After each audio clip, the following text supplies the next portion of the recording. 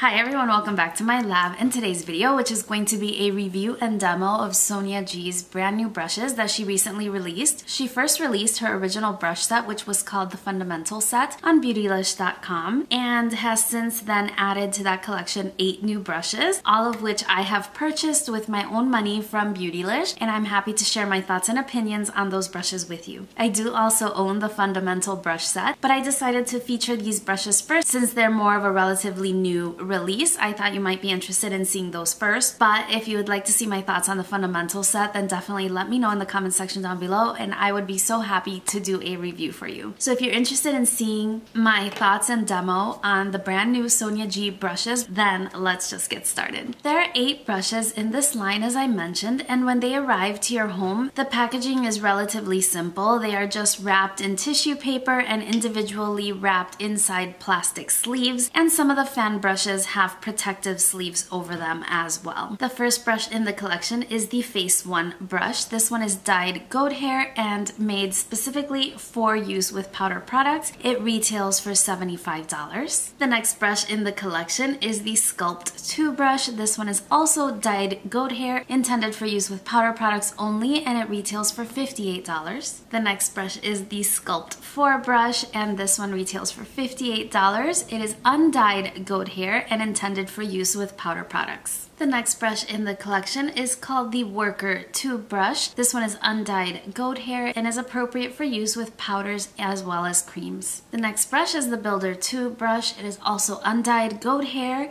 retails for $34, and is appropriate for use with powders as well as cream products. The next brush is Pencil 2. This one retails for $28 and is appropriate for use with creams as well as powders, and it is undyed goat hair. Next we have the Smudger 1. This brush is specifically for use with powders. It retails for $36 and is made out of blue squirrel hair. And the last brush is the Smudger 2. This one is undyed goat hair, retails for $28, and is appropriate for use with creams as well as powders. Alright, so now that you've seen the brushes up close, you see there's no real fanfare with the way the brushes are presented. I did ask why the brushes were not offered as a set like the Fundamental set was, and I was informed that there were no plans to create a set, but there is no monetary value in a set anyway. Even in the Fundamental brush set, if you purchase them all individually, they add up to the cost of the set. So if you wanted to sort of pace yourself and pick and choose one brush here or there, there's no savings in purchasing the set, so you definitely have options to pick and choose what you would like to try. The first brush I tried today was the Face 1 brush, and this one I would say is probably the most unique one in my collection right now. It is a very flat brush, so the head is extremely flat, but the bristles do flare out quite a bit, and the way that I used this brush was to apply my setting powder. I used it to apply my MAC Mineralized Skin Finish powder, and then also at the end of my complexion product application, I used it to apply Hourglass Ambient Lighting powders, and I really liked it for that. I generally just sort of pat the powder on and then I buff it in using circular motions, and the brush is really soft. It feels really good on the skin, and I think that it gives a little bit of a more intense application than you would get from something that is maybe a little more fluffy or synthetic. Even though the fluffier brush would feel softer, this one gives you a nicer finish and it just buffs everything in, and it's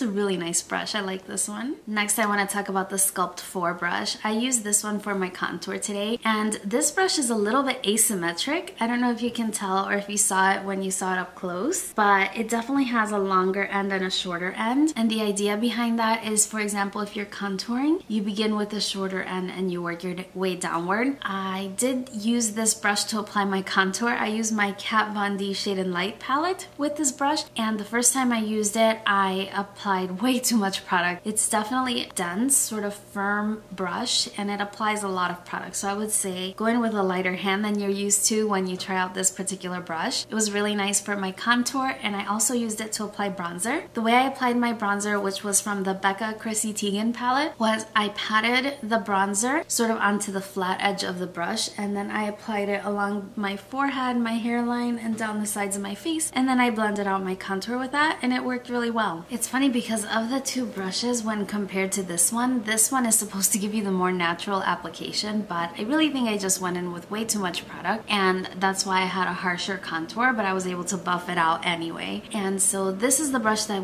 you would use for a more diffuse application. On the other hand, the Sculpt 2 is the brush that you would use if you want a more intense application. So I use this one, which is a little bit more symmetric. I use this one to apply my blush, and the blush that I used today was the Marc Jacobs Air Blush in the shade Flesh and Fantasy, which is a really light colored blush, and I got a really lovely application of product. I again used the side of the brush and I sort of blended downward, and I was able to see color pay off right away, whereas ordinarily that's a blush that I more have to build up, which I don't mind doing. It's one of my favorite blushes anyway, but it's really amazing to see the pigmentation go down even on my medium skin tone with a brush such as this one. So it's really nice. I also used it to apply highlight, and I was really impressed with how it applied my highlight because I used the Chrissy Teigen Becca highlight, and as I applied it, it was just buff it in right away. So if you have any of those highlights where you apply it, it sort of sits on the skin until you really buff it out, and that's when you get that really lit from within glow. This brush can really achieve that kind of look with your highlighters. So I did use it to apply my Becca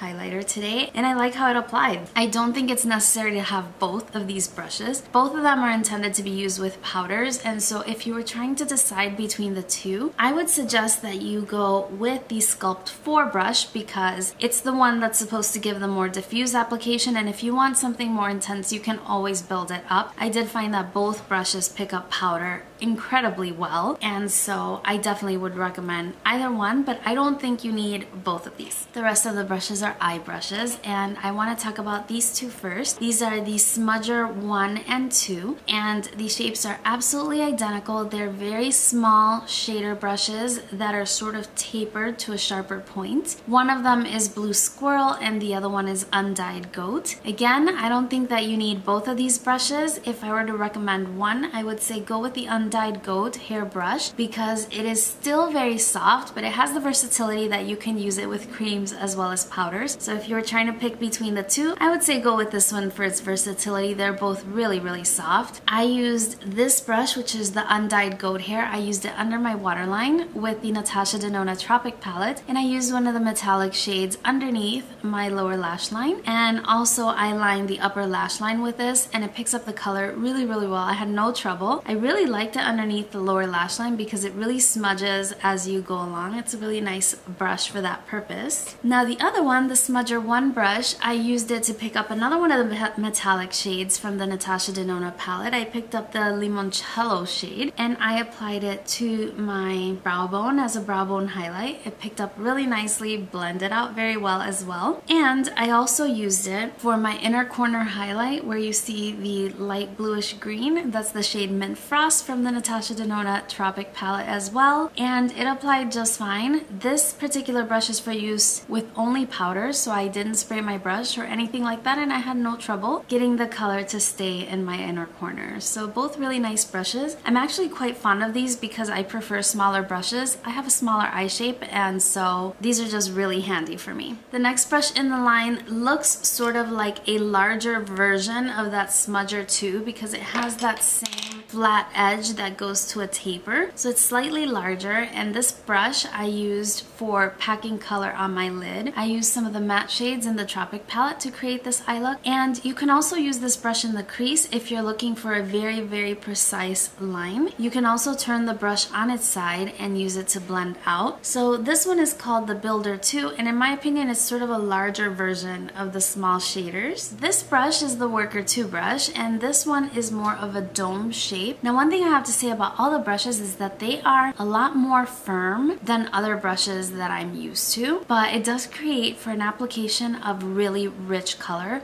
I was using the Natasha Denona Tropic palette, and even on my medium skin tone, I could get some of those lighter shades to show up on my eyes just fine. They really apply really nicely. I specifically like this Worker 2 brush for blending out the edges. I did start creating my crease with this brush, and then I also used it once I applied a more intense color in my crease. I buffed it out with this one, and it just diffused any harsh lines that I might have had, so it's also a really nice brush. Lastly, we have the Pencil 2 brush, and I use this one underneath my lower lash line with the rosy pink color to sort of set down my transition shade on my lower lash line. I also use this to intensify my crease very precisely when I use the darker shade. I also used it on the outer third of my eye to intensify the color with a deeper shade there as well. So I did find multiple purposes for this pencil brush. This is a lot bigger than a traditional pencil brush that I'm used to working with. So whereas I would use a typical pencil brush for my lower lash line for the last color or the darker one, I probably would not do that with this one because it's considerably bigger, but it's really good for putting down a diffused shade underneath the lower lash line. Also a very nice and versatile brush. Alright, so that sort of summarizes how I use the brush and the demo part of the video. I did have to mention that from the time that I've been using the brushes, I only experienced like maybe shedding twice, and it was just one strand of hair, and it was specifically from this brush. This is the Sculpt 4. Now, in my experience with natural hair brushes, they do have a tendency to shed at first, and then that stops, so it's not anything that concerns me, and it was negligible shedding. Now, as far as my final thoughts on the brush set, I think they're lovely brushes. They're really beautiful. I love how the design of the handle is red and the logo on the bottom. They're just really beautiful brushes. As far as my recommendations between these and the fundamental set, I think that some of these new ones are a lot more versatile because you can use them with creams, and so I'm a little bit leaning towards recommending these more than the fundamental set. But like I mentioned, if you want to see my detailed thoughts on the fundamental set, I can definitely do that for you in another video. If you have any questions about the brushes that I didn't mention in my video, please leave those in the comment section down below. I would be happy to answer your questions. I don't think you need absolutely every brush. In particular with these fan ones, I don't think that you need all of them, and all of the 4 Sculpt brushes have this shape. So they're in the fan shape of varying sizes, and these two are similar enough that I think that you only need one of them. The Builder 2 and the Worker 2 from this line are the same as the Builder 1 and Builder 2 from the fundamental set, but they have different hair, and these you can use with creams. So in my opinion, these are a little bit more versatile, especially if you like working with cream products. So that's everything for this video. I do hope that you found it helpful. I have quite a collection of makeup brushes, and so even though I'm not a working makeup artist, I do think that I have enough knowledge to really make a recommendation on the brushes, and these are really, really nice brushes. They really stand alone in my collection, and they are unique. I think that the only thing that I would change personally is I would create more smaller brushes, because the Worker and Builder, they're a little bit big, and I just don't have a natural crease, and so that's something that I have to work on drawing out myself, and smaller brushes would really be helpful for that. So hopefully in her line in the future she adds some more smaller brushes. I was really happy to see the 2 smudger ones in the collection because these are tiny, and these are the kinds of brushes that I love to work with. That's everything for this video. I do hope you found it helpful. If you did, don't forget to give this video a big thumbs up and subscribe to my channel if you haven't already. I would love to see you on a future video. I do upload new videos every Tuesday, Thursday, and Sunday. If you're a returning YouTube friend, thank you so much for joining me again. I hope you're all having a wonderful day, and I will see you in a video again really, really soon. Bye-bye.